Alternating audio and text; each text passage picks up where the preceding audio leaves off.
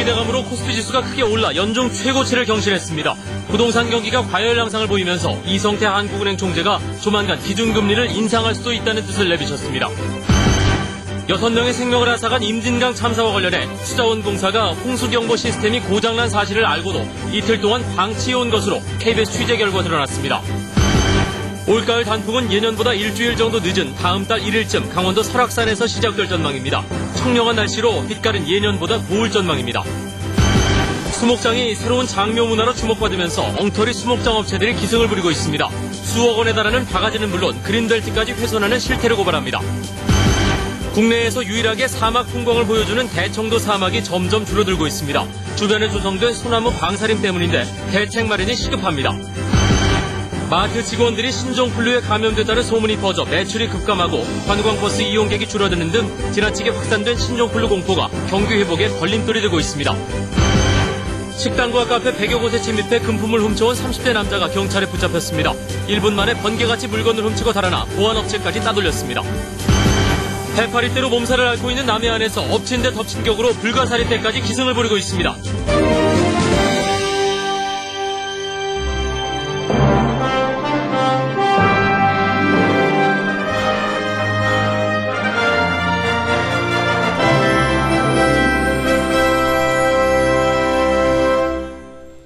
시청자 여러분 안녕하십니까? 이 경기 회복 기대감에 코스피 지수가 연중 최고치를 경신했습니다. 외국인들이 상승을 이끌었습니다. 양지우 기자입니다. 오늘 코스피 지수는 어제보다 36.91포인트나 올라 1644.68로 끝났습니다.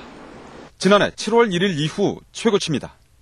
세계 증시 안정세에다 국내 경기 회복 기대감까지 가세하면서 지수가 급등한 것으로 풀이됩니다. 미증시가 정고점을 돌파하면서 경기에 대한 기대가 재차 강화됐고요. 이러한 부분들이 국내 증시의 추가 상승 요인이 된 것이 아닌가 이렇게 생각이 됩니다. 외국인은 오늘도 지수 상승에 큰 역할을 했습니다. 이달 들어 소극적 매수 아니면 대량 매도를 반복했던 외국인은 오늘 코스피 시장에서만 4천억 원 넘는 주식을 사들였습니다. 거의 전 업종에 걸쳐 주식을 골고루 사들인 점도 눈길을 끌었습니다. 오늘 외국인 투자가들은 전기전자 업종뿐만 아니라 대부분의 업종을 고르게 순매수했습니다. 그만큼 국내 경기 회복에 대한 자신감이 커졌던 결과로 보여집니다. 일부 증시 전문가들은 지난달 하순 이후 1600선 초반을 맴돌던 지수가 오늘 급등을 계기로 추가 상승할 가능성이 크다고 보고 있습니다.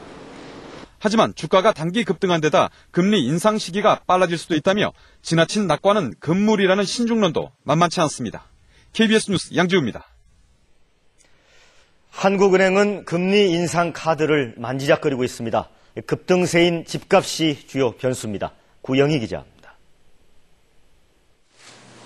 이달에도 기준금리는 2%에서 동결됐습니다. 7달째입니다. 한국은행은 당분간 지금의 기조를 이어가겠다고 했지만 그 이면에는 분명한 변화가 엿보입니다. 현재 금융 완화의 정도는 상당히 크다. 기준금리가 일부 인상되더라도 그 상태가 여전히 완화 상태다 이렇게. 이처럼 금리 인상 가능성을 시사한 것은 경기가 예상보다 빨리 회복되고 있는 데다 부동산 가격 오름세는 꺾이지 않고 있기 때문입니다. 전국의 집값은 5달째 올랐고 특히 서울 재건축 아파트값은 사상 최고치를 기록했습니다. 한국은행은 일단 부동산 대출 규제가 강화된 만큼 효과를 지켜볼 예정입니다. 그러나 집값 상승세가 계속된다면 기준금리 인상을 앞당길 수 있다는 강력한 경고를 보낸 것입니다.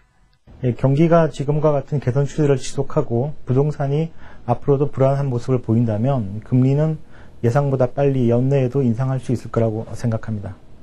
대표적 시장금리인 3년 만기 국고채 금리가 오늘 0.21%포인트 오르는 등 시장은 한은 총재의 발언에 민감한 반응을 보였습니다.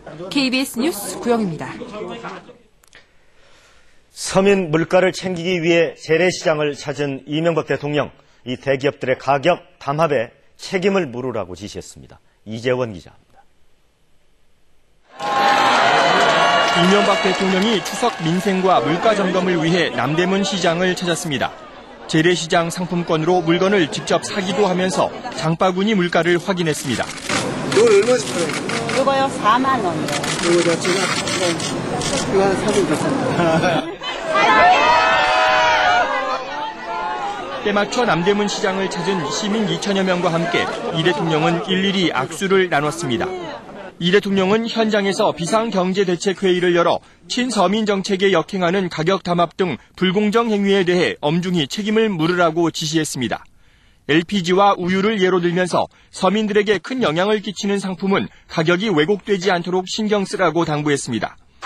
이어 상인들과 함께한 오찬 간담회에서도 이 대통령은 정부의 친서민 정책을 강조했습니다. 서민들이 이제 대출도 좀 가지려고 하고 별 노력을 다 하고 있지만 우리 앞으로 같이 노력을 합시다. 청와대는 쌀 소비를 촉진하기 위해 추석 선물로 햅쌀과 쌀국수 선물 세트를 준비했다고 밝혔습니다. KBS 뉴스 이재원입니다. 네, 정부가 추석을 앞두고 가계의 소득을 보전하기 위해 중소기업 등의 추석 특별자금 11조 원을 빌려주고 저소득층을 위해서는 근로장려금 5조 600억 원을 앞당겨 지급하기로 했습니다. 정부는 이 같은 내용의 생활 물가 안정 대책을 발표하고 내년부터 전기와 가스, 수도 등 6가지 공공요금의 원가를 공개하고 농축축산물의 가격 급등에 대비한 5단계 조기경보 시스템도 시행하겠다고 밝혔습니다. 네, 6명의 목숨을 앗아간 북측의 무단 방류에 대해 여야가 오늘 한 목소리로 사과를 요구하고 나섰습니다. 김덕원 기자입니다. 한나라당은 북한의 반인권적, 반인도주의적 행태에 분노하지 않을 수 없다며 북측은 당장 유가족들에게 사죄할 것을 촉구했습니다. 야당과 인권단체도 함께 북한이 사죄하도록 목소리를 내야 한다고도 했습니다. 특히 김정일 국방위원장에 대해 국민이 공통된 이해를 갖는 것이 중요한 만큼 정치권이 북한의 실상을 제대로 전해야 한다고 밝혔습니다. 북한의 실상을 전달하지 못하고 사실과 다른 모습을 사실과 다른 이야기를 했다 그러면 그건 참 아주 정말 잘못된 일이었다. 민주당 역시 북측에게 유감 표명과 사과, 재발 방지를 촉구했습니다. 그렇지만 북한의 방류가 의도적이었다는 현인택 통일부 장관의 발언은 북한에 대한 불신만을 초래할 뿐이라며 여당과의 온도차를 드러냈습니다.